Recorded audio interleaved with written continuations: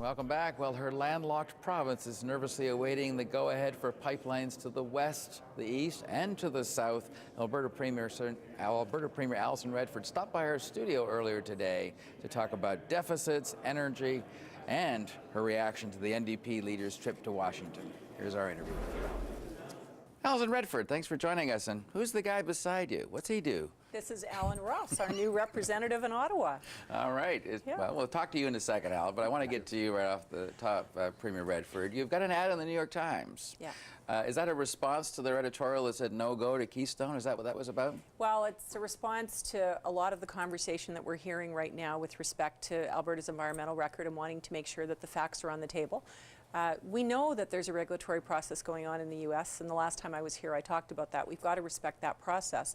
But what we've seen is that it's useful to provide the right information. And so putting that ad in the paper was part of making sure that Albertans and Canadians have an opportunity to talk about what our record has been, and so that people in the United States can be part of the conversation about what's scientifically true. You got to correct the myths. Is that what you're doing, basically? Well, it is, and there's still a lot of that down there, and unfortunately we have Canadian politicians that like to go down there and perpetuate those myths. Oh, let's talk about that. I think I know who you're referring to, Tom Mulcair, the NDP leader. Do you feel the need to counter his message, or did anyone pay attention? Well, I think that not a lot of people paid attention. I was asked a question earlier, do I object to what he said or do I object to where he said it? I actually object to both. And I object to what he says when he's in Canada, too, because he's not talking about what matters to Canadians. He's, again, perpetuating myths with respect to Alberta and the oil sands. And I think that's really unfortunate for someone who purports to be a national leader who cares about Canada's economic interest. Brad Wall basically called him un-Canadian. Is that going too far?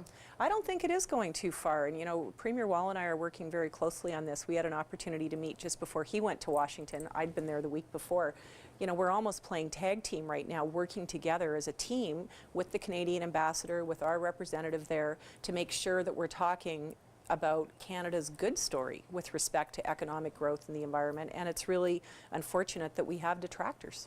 Brad Wall also said, and I think you agree with him, certainly, that this push should have been done a while ago, and the oil companies should have been in on the game too. Do you feel that you've been able to counter that? Are you going to have enough pressure applied that the Obama administration will go for it? Well, I think that a lot of people are talking about the fact that people used to presume that everyone understood what energy infrastructure meant, and that there were pipelines under the ground and we all knew they were there and they mattered for economic growth. So I think Premier Wall is right, and I've said the same thing.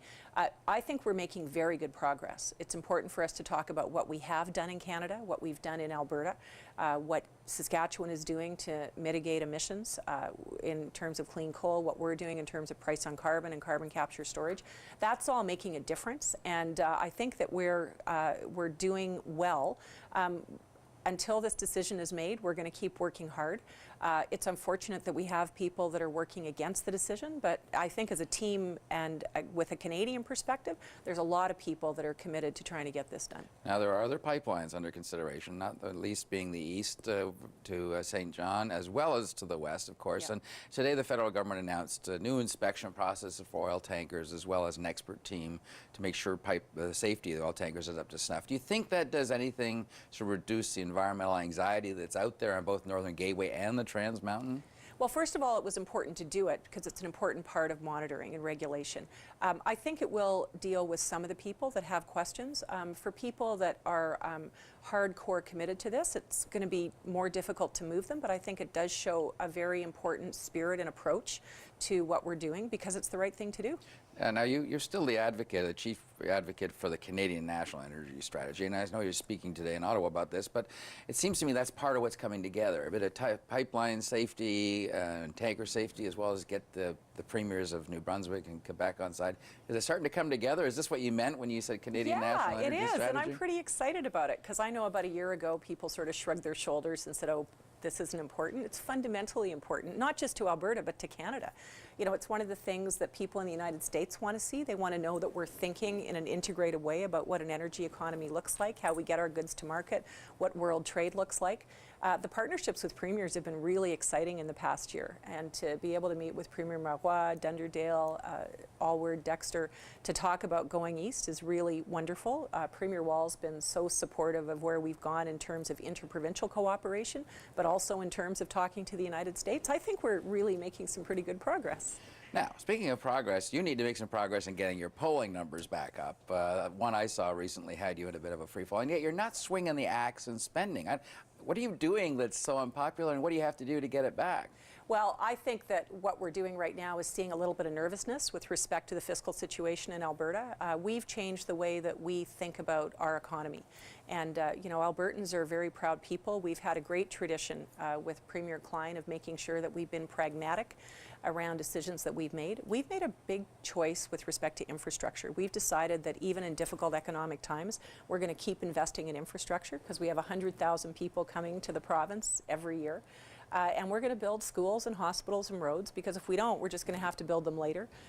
We need them now, not in 10 years. And they're going to cost more in 10 years. And that means we're going to use P3 projects. We're going to access capital markets. We have a plan to pay all of that back. But right now, we're in the middle of a budget debate in Alberta, and so it's it's politically charged. And I think that as we move through this and sort of build the province and keep investing in families and communities and opening markets, what we were just talking about, and living within our means, you know, we did keep spending to zero in Alberta. And we're pretty proud of that. It's been a long time. In fact, even the opposition advocated population plus inflation, which would have been 4.5%. So we're pretty proud of that. I just want to talk quickly to Alan about his job here. I mean, are you a listening post for Alberta and Ottawa, or are you a megaphone to Ottawa from Alberta? Which is the role here? Well, thanks, Don. The role itself has many functions, and I'm very pleased to be in it. Alberta has strong relationships between the provincial government and the federal government, and this role is accretive to that. It's meant to be a role that interfaces not just with Ottawa political types, but a broad range of stakeholders, including industry, non-governmental organizations, academic institutions, and indeed other provincial governments. Okay, a lot of people are giving 2 thumbs up to your appointment, so we'll have to see how you perform. He's up to the job, right, Alison? I think he's great. It's going to be wonderful. All right, thanks very much for coming in. Appreciate it as always, and to you as well. Good luck, Alan. Thank you. Shouldn't have a hard time selling Alberta to me anyway. That's true. Thanks very much. A new Federalist voice has been elected.